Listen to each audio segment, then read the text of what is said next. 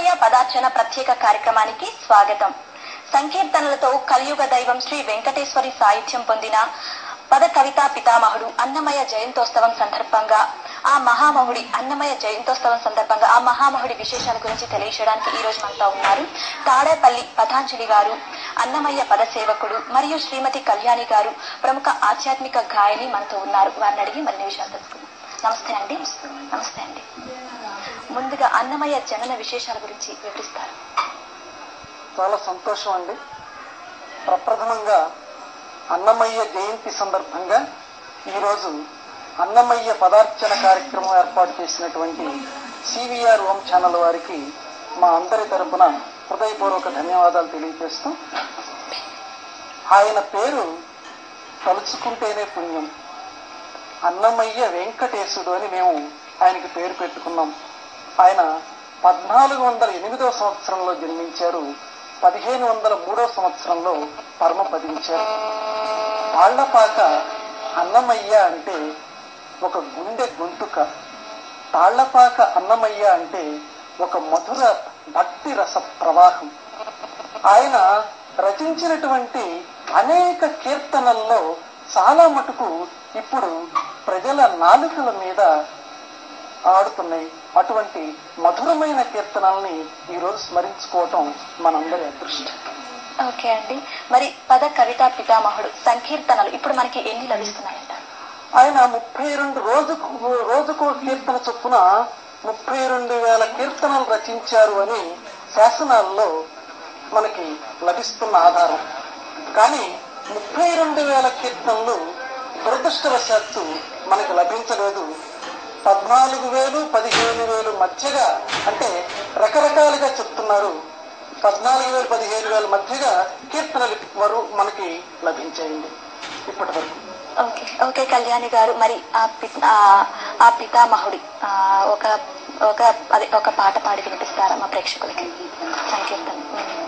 32,000 సంకీర్తనను శ్రీ వెంకటేశ్వర స్వామికి అంకితమిచ్చి తరించిన భక్త శిరోమణి తాళ్లపాక అరుణాచలం గారు. మరి ఈ రోజు నిజంగా ఆయన జయంతి సందర్భంగా మనం ఆయన స్మరించుకుంటూ ఒక చక్కని సంకీర్తన, భక్తి కొలది వాడే పరమాత్ముడు, భక్తి ముక్తి తానే ఇచ్చు పరమాత్ముడు.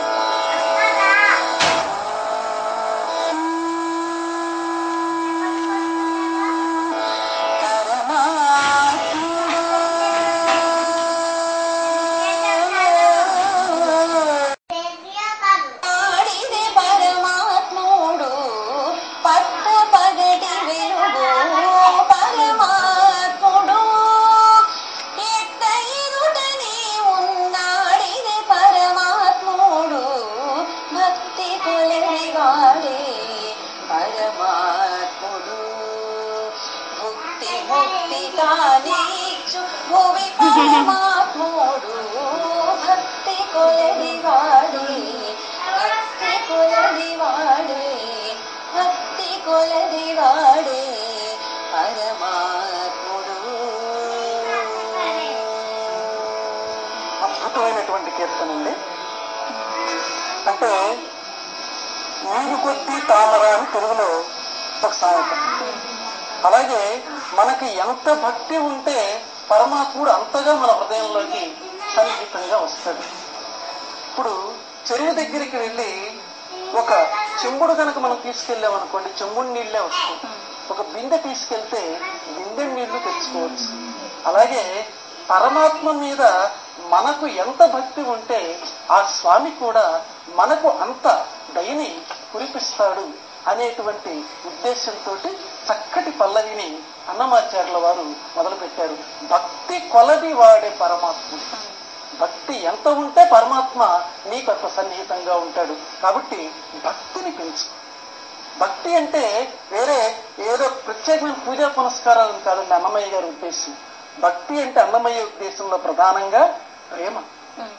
మనకిష్టమైనటువంటి వారిని తలుచుకుంటే మన హృదయంలో ఏదో తెలియనటువంటి ఒక అనిర్వచనీయమైనటువంటి భావం ఎలా వస్తుందో అలాగా పరమాత్మని కూడా ఆలోచిస్తే లోపల అటువంటి ప్రేమ రావాలి. అది ఉండాలంటున్నాడు అన్నమయ్య. అందులో రకరకాల భక్తులు వారు పాడినట్లుగా చెప్పాడు. వాత్సల్య భక్తి కానివ్వండి, మధుర భక్తి కానివ్వండి, ఇవన్నీ ఏ అవస్థలో ఉన్నా సరే నిరూపించండి, కానీ మొత్తానికి మాత్రం భక్తిని మాత్రం, ప్రేమని మాత్రం స్వామివారి ఎడల ప్రదర్శించండి అని అన్నమయ్య ఈ కీర్తనలో చెప్తున్నారు. ఓకే అండి, మరొక్క సంకీర్తనలో మా సీనియర్ ప్రేక్షకుల కోసం వినిపిస్తారా? చూడవమ్మా సుదతి ఆటో చూడవమ్మా సిగ్గరి పెళ్లి కూతురు సీతమ్మా దగ్గరి సింగార బొమ్మ తలవంచకమ్మా దగ్గరి సింగార బొమ్మ తలవంచకమ్మా దగ్గరి సింగార బొమ్మ తలవంచకమ్మా. ఒక కవి చదివేటువంటి వాళ్ళకి ఎలా దగ్గర అవుతాడంటే, మనకి బాగా తెలిసిన విషయాన్ని అందంగా చెప్పడంలో కవి కృతకృత్యుడవుతాడు.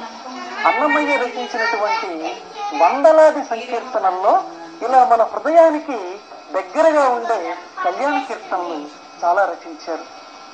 ఆయన మనోవిధిలో సీతమ్మ వారికి రాముల వారికి వివాహం జరుగుతున్నటువంటి ఒక అందమైన దృశ్యం. సిగ్గుతోటి సీతమ్మ తల దించుకుందట. కవి అంటున్నాడు అన్నమాచార్యుల వారు, సిగ్గరి సీతమ్మ, సీతమ్మ సిగ్గుపడతావు ఎందుకమ్మా, తల వంచకమ్మా, అదిగదుగదుగా రాముడు నీ ఎదుట ఉన్నాడు, అందాల రాముడు, నీలమేఘ శ్యాముడు, తల వంచకమ్మా, ఒక్కసారి తల పైకెత్తు అంటే ఈనాటి సమాజానికి కూడా అన్నమాచార్యుల వారు చెప్తున్నాడు, స్త్రీమూర్తివైనటువంటి నువ్వు ప్రతిదానికి తల దించుకోవాల్సిన అవసరం లేదు. తల ఎత్తి చూడు, తల ఎత్తి చూడవచ్చు, తప్పేమీ లేదు.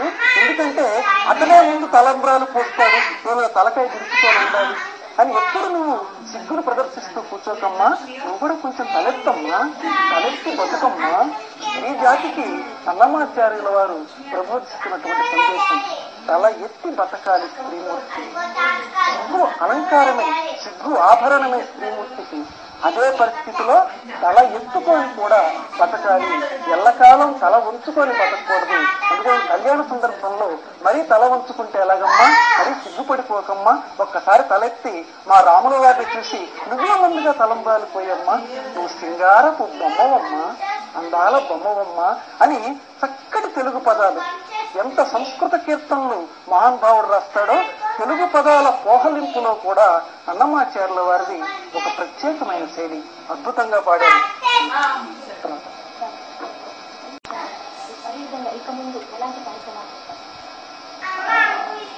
జరగాల్సినంత జరగలేదమ్మా. అన్నమాచార్యుల వారి సాహిత్యం మీద, వారి వాంగ్మయం మీద ప్రాతస్మరణీయులు నేటూరి ప్రభాకర శాస్త్రి గారు, రాళ్లపల్లి అనంతకృష్ణ శర్మ గారు, ఇటువంటి మహానుభావులు మొట్టమొదట ఎక్కడెక్కడో శాసనాల మీద అవి వెతుకుతూ ఉంటే కళ్ళకి చాలా నొప్పి కలుగుతుందమ్మా. వాటిని పరిష్కరించి అక్షరాలు సరిదిద్ది 29 సంపుటాలుగా అన్నమయ్య సంకీర్తనల్ని తిరుమల తిరుపతి దేవస్థానం వారు బయటికి తీసుకొచ్చారు. చాలా ప్రత్యేకమైనటువంటి కృషి జరిగింది. మహానుభావులు ఎంతో మంది వాటికి పీఠికలు రాశారు, పాట పరిష్కారాలు చేశారు. విశ్వవిద్యాలయాల్లో అన్నమాచార్యుల వారి మీద అనేక రకమైన పరిశోధనలు జరుగుతున్నాయి. కానీ జరగాల్సినంత జరగటం లేదు. ఎందుకనంటే అన్నమయ్య అనేసరికి అందరికీ ఇష్టమే, కానీ అమ్మో ఆ తెలుగా అండి, అది మాకు కొంచెం అర్థం కాదండి. ఎందుకంటే తెలుగువారమైనటువంటి మనకి ఇప్పటి తెలుగుకి అప్పటి తెలుగుకి మధ్య చాలా ఎడమొచ్చింది. అప్పటి వ్యావహారిక భాషకి పట్టం కట్టినటువంటి వాడు. వ్యవహారిక భాష అనే పదం బదులు కూడా జీవద్భాష అంటే సరిపోతుంది. అప్పుడు నడుస్తున్నటువంటి ఏ భాష ఉందో ఆ భాషని యథాతథంగా పండితులు ఏమనుకుంటే అనుకొని, పామరులు ఏమనుకుంటే అనుకొని, ఈ భాషనే నేను రాస్తానని చెప్పి వైరిదానవ ఘోర వంశ భస్మీకరణ కారణ ప్రకట వెంకట నారసింహ. వైరిదానవ ఘోర వంశ భస్మీకరణ కారణ ప్రకట వెంకట నారసింహ. పాలనేత్రానల ప్రబల విద్యుల్లత కేళి విహార లక్ష్మీ నారసింహ కేళి విహార లక్ష్మీ నారసింహ. చాలా చక్కగా పాడారమ్మా. మన విష్ణుమూర్తి యొక్క దశావతారాల్లో నిడివి చాలా తక్కువ ఉన్నటువంటి అవతారం నరసింహ అవతారం. మిగతా అవతారాలు కొంచెం సమయం, కొన్ని సంవత్సరాల పాటు లోకంలో ఉన్నాయి. కానీ చాలా తక్కువ సమయంలో అవతారం ప్రారంభించారు, అవతారం ముగించారు నరసింహ అవతారం. కానీ నిడివి తక్కువైనప్పటికీ ప్రభావం మాత్రం చాలా ఎక్కువ నరసింహస్వామి. ఎలా మొదలు పెట్టారో చూడండి ఆ కీర్తన. వారు కూడా చాలా చక్కగా అన్నారు. పాలనేత్రానల ప్రబల విద్యుల్లత. పాలనేత్రము అంటే నుదుటికి సంబంధించినటువంటి కన్ను. ఒక్కసారి మనకు అనిపిస్తుంది, ఏమిటయా అన్నమయ్య కీర్తన మొదలు పెడుతూ విష్ణుమూర్తిని అంటున్నాడు, కానీ నుదుటిలో ఉన్నటువంటి కంటి నుంచి వచ్చేటువంటి అగ్నితోటి మెరుపులతోటి ఆటలాడుకునేటువంటి వాడా ఓ నరసింహస్వామి నీకు నమస్కారం. పల్లవికి అర్థం ఎట్లా కుదురుతుంది? నరసింహస్వామికి నుదుటిలో కన్ను ఎలా ఉంటుంది? కానీ నా అన్నమయ్య మాత్రం అలాగే మొదలు పెట్టాడు. పాలనేత్రానల ప్రబల విద్యుల్లత కేళీ విహార. అంటే ఇక్కడ మనందరం కూడా అర్థం చేసుకోవాల్సింది ఏంటంటే, మనం రకరకాల దేవుళ్ళని చెప్పి మనం చెప్పుకుంటున్నాం, కానీ ఉన్నవాడు మాత్రం ఒక్కడే. దేవుడు అనేటువంటి వాడు ఉన్నవాడు ఒక్కడే. వారిని రకరకాలుగా పేర్లు మార్చి చెప్తున్నాం. రామకృష్ణ పరమహంస చెప్పినట్లుగా ఒకరు పానీ అంటున్నారు, ఒకరు వాటర్ అంటున్నారు, ఒకరు నీళ్లు అంటున్నారు, కానీ ఉన్న పదార్థం మాత్రం ఒక్కటే. కాబట్టి నరసింహస్వామిని వర్ణన చేస్తూ ఇక్కడ శివుడికి సంబంధించినటువంటి మూడవ కన్ను ప్రస్తావన అన్నమాచార్యుల వారు ఇక్కడ తీసుకొచ్చారు. అంటే సర్వదైవ సమాన భావన అందరం పెంపొందించుకోవాలి అనేటువంటి ఒక ఉదాత్త సందేశాన్ని వైష్ణవ కవిగా మనం చెప్పుకుంటున్నటువంటి అన్నమాచార్యుల వారు ఇక్కడ ప్రస్తావించారు. ఇది మనందరం గమనించాలి. ఆ సమాస ఘటన ఉందండి. ఇందాక వారు అన్నట్లుగా ఏదో లలాయి పదాలు రాస్తారు అన్నమాచార్యుల వారు అన్నారు. అద్భుతమైనటువంటి సమాస ఘటన. అది వింటూ ఉంటే ఏదో మీద పడిపోయి ఒక సింహం చీల్చి చెండాడుతున్నటువంటి భావన వస్తుందండి. అటువంటి వర్ణ సంయోజనంతో అద్భుతమైనటువంటి పదాల మెరుపుల్ని, ఆ నరసింహ విజృంభణాన్ని ఈ కీర్తనలో అన్నమాచార్యుల వారు నిరూపించారు. సందేశం ఏంటో చెప్తారు. ఒక సామాజిక సందేశాన్ని అందించి ఒక చక్కని కీర్తనలోని ఒక పల్లవి నేను ఒకసారి అనురాగైతే ఏలినా పరము అంతరంగమెల్ల శ్రీహరికి ఒప్పించకుంటే వింత వింత విధుల వీడు నా బంధములు అంతరంగమెల్ల అంతరంగమెల్ల. చాలా చక్కటి సందేశం ఉన్నటువంటి కీర్తన వారు పాడారు. చదివిన ఫలమేది శాంతములే. ఎంత చక్కటి అంటే, ఇప్పుడు త్యాగరాజ స్వామి వారు చెప్పినట్టు దాన్ని త్యాగరాజ స్వామి వారి కంటే ముందే అన్నమయ్య కీర్తనలో పొందుపరిచారు. శాంతము లేక సౌఖ్యములే మన త్యాగరాజ స్వామి కీర్తన. శాంతము సముద్రం చిన్నదిట శాంతం కంటే. అందువల్ల శాంత గుణాన్ని అలవర్చుకుంటే ఈ సమాజం బాగుపడుతుంది. అంతరంగంలో హరి నిండి ఉండాలి. మనస్సులో శ్రీహరిని కనుక స్మరిస్తే నీకు తెలియకుండానే ఆ శాంతాది చక్కటి గుణాలు నీలో చేరతాయి అని అన్నమయ్య ఇక్కడ ప్రబోధించాడు. వీటితో పాటుగా ఇందాక మీరు అడిగినటువంటి ప్రశ్న, సమాజం, ఈనాటి సమాజానికి పనికి వచ్చేటువంటి అనేక అంశాలు అన్నమయ్య కీర్తనంలో మనం గమనించవచ్చు. అసలు అది కీర్తన మొదలు పెట్టడం ఒక కీర్తన ఉందండి.